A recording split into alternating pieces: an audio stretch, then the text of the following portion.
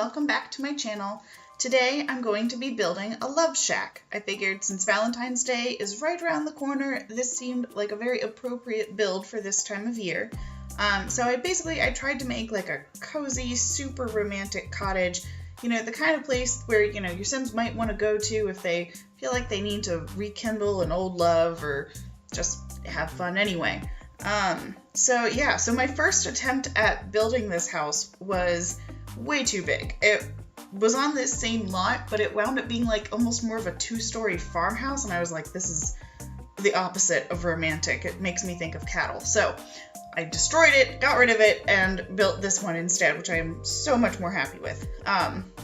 So my goal was to try to build a house that could fit in as many different woohoo spots as possible in the game. So I wound up with 4 woohoo spots in total by the time I'm done. I didn't put in the observatory or the telescope or the rocket ship or whatever, because those objects are so big, they're so hard to fit into like a normal looking house. So obviously they didn't make the cut. But so there's a double bed and a walk-in closet in the master bedroom, and then outside I have a hot tub and the woohoo bush from the Sims 4 get together. So I feel like, that's pretty good. I don't have the Vampires game pack, so there's no coffin woohoo here, but even if I did, I don't think that really fits this. So, so now I am up to doing kind of the inside. I did this a little odd compared to what I usually do. I knew I wanted the corner bathtub in the bathroom, so I put all the stuff in the bathroom first and then built the walls around it so I would make sure that everything would fit in. So I don't really use that corner bathtub very often, but it seemed very luxurious, so I wanted it in this build.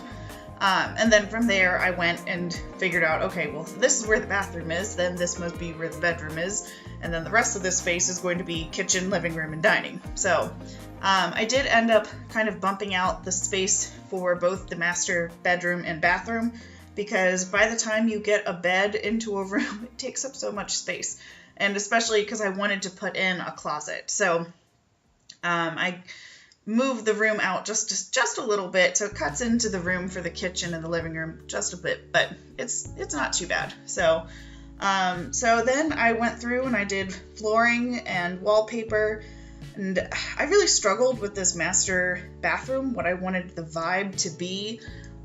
In general, I really like doing bathrooms kind of with the stuff from Spa Day because it's very relaxing, and I like the idea of a relaxing bathroom, but I feel like I use it so much that it starts to get a little bit repetitive. So, so I think it's just the wallpaper from Spa Day, but nothing else. So I'm branching out a little bit. So then I go through, I had placed all the windows one like notch too low to fit the cabinets behind them. It's kind of a pet peeve of mine when you can see cabinets through windows from the outside of the house, and so that's why I almost never use the big full-length windows, especially not in a kitchen, because I just don't like how that looks, and you would never see that in real life, so why would you put it in a house that you're building in the game? So this kitchen, living room, dining room kind of combo area, I go with a white and black color palette, and then red accents. So, because I knew we had a bunch of red accented kitchen appliances, and red's kind of like this sexy romantic color, so I thought it would work. Unfortunately, I didn't have room for a bar, which I really wanted to have the room for it in the kitchen, but there was just no way that was going to happen unless I made a bigger house, because I couldn't find a bar that fit with the colors that I had picked out exactly, and then I realized that there was hardly any counter space to actually prepare the food, so yeah. But in the end, I think it works out okay. And I put in a little romantic 2-seater dining room table and chairs that's kind of tucked away in its own little nook to make it extra romantic. So this is when I struggled with these shelves. So I had decided to not do any upper cabinetry because since the kitchen has 3 windows and I put in a vent hood over the stove, there was hardly even any space to do upper cabinets. So I figured in this corner I could do open shelving, so it sort of looked like there was more storage for, you know, the make-believe items. But I tried so hard to get different objects onto these shelves, and it wasn't working. I don't know. Sometimes my game gets really strange when it comes to using the move objects on cheat, so I don't know if that's what was going on here. But so in the end, I get 4 objects on, and I'm happy with how it turned out, but it took way longer. I mean, I think I even cut out part of me struggling with it here in the video because it took so long. So this was another struggle of mine, trying to find paintings and artwork to hang on the walls in this house. Because since I put in quite a few windows, there really isn't that much wall space inside by the time you put in, like, you know, the TV and stuff. And so many of the paintings that we have in the game are, like, huge. Like, way too big for this size of house. And, like, even if they might have physically fit in that space, they were still too large. Like, you can't have a big painting that takes up 2 full tiles on a 2-tile free space because it looks so crowded then. So I really struggled with that. I really hope that at some point they give us more smaller paintings that are still nice, because I feel like a lot of the small paintings are like posters, or they're the signage for your retail store from Get to Work, and I'm like, I'm not putting that inside of a house. Like, that works for a very specific purpose and not many other things. So, but enough about that. So I did put in the incense burner because I figured that could, you know, make things more romantic. And then I had to get rid of the nice giant stereo from City Living because I tried to build like an entertainment center and it wasn't working. And I used to do this all the time in The Sims 3 with the CD towers that we had. I don't even remember what stuff pack those came in for The Sims 3, but you could kind of make it look like, you know, this was your media center. But we don't have something like that in The Sims 3 or in The Sims 4, so I kind of had to get a little creative and use a shelf from the Get to Work expansion pack that I think is actually meant to display retail items, but it works for this.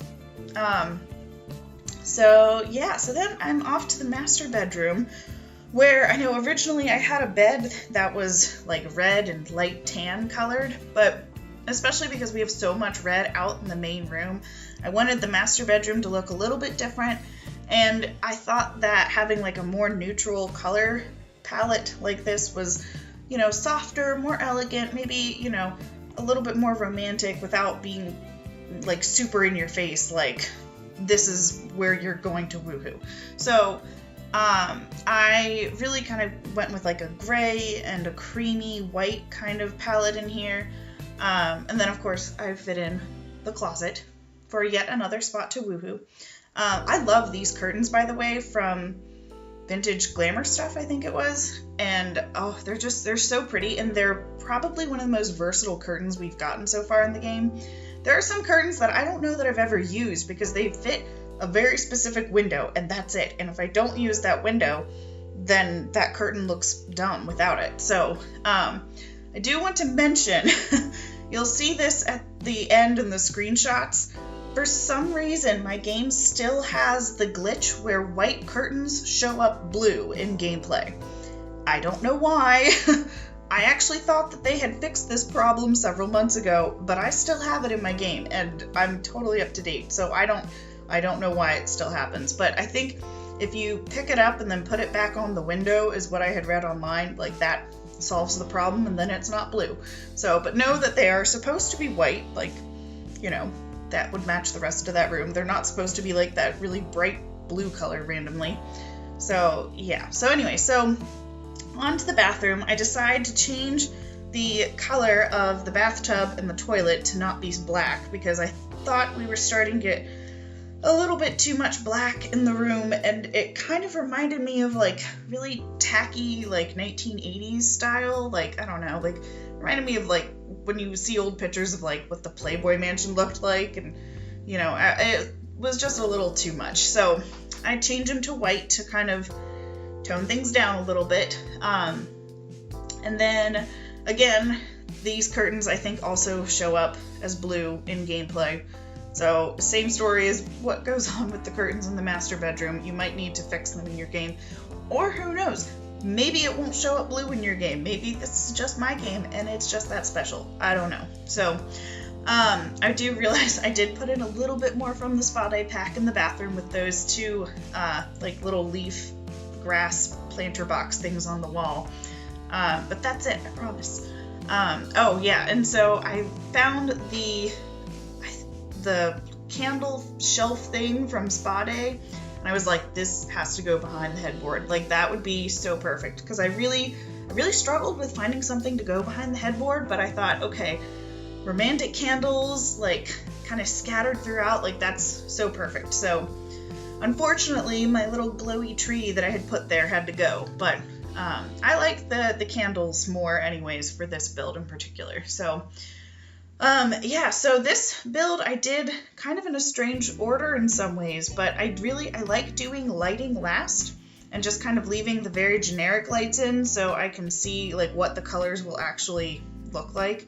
But then when I do lighting, I like to kind of put that at the end, because then you can kind of make it a little bit more ambient. And I have to say, I really like how the lighting has been changed in this game compared to when it first came out. It's a lot more soft and kind of elegant looking now, and at the same time it's also brighter, which is always a good thing in my book.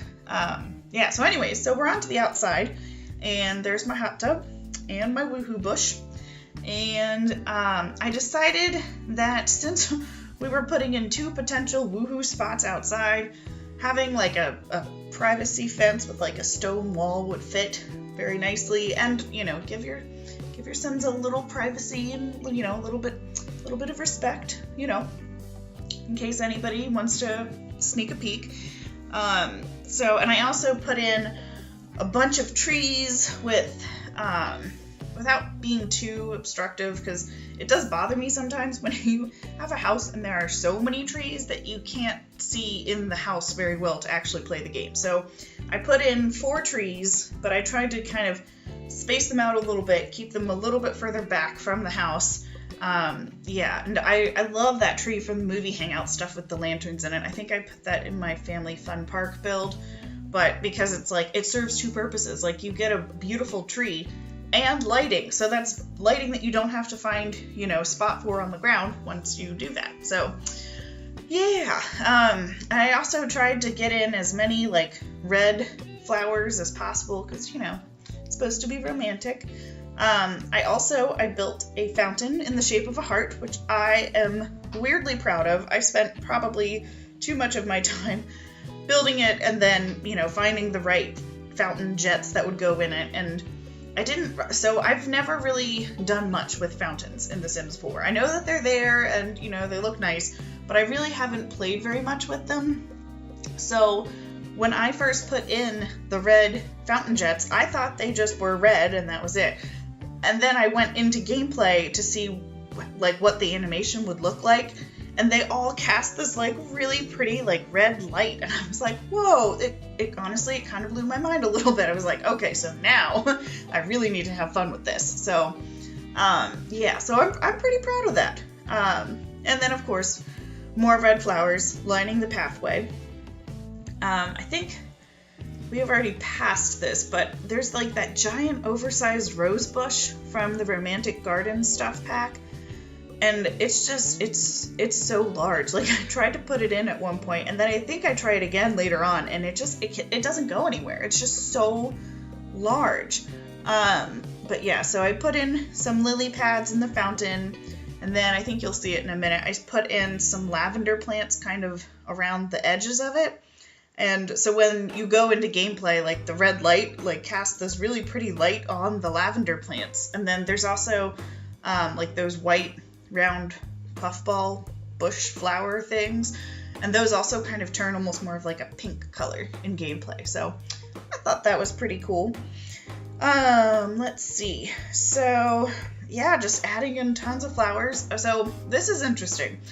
After I stopped recording, realized that I hadn't put in any of like the brown dirt underneath the trees and the bushes and the flowers, which I really like doing that because it makes it seem a little bit more realistic and natural, and like even where that little park bench is, I put some underneath that so that it looked like, people have been sitting here and their feet have worn a spot in the grass. So I go through, put all of that in, but I didn't record it because I had already stopped recording, saved it, uploaded the house to the gallery. Then I went in the next day to do screenshots and to record the video for the intro. And after I had done recording and taking my screenshots, I realized that all of the brown dirt terrain paint that I had put in disappeared. And so I kind of freaked out a little bit. But then I looked at the lot on the gallery, and on the gallery it's there. So I don't know what's happened.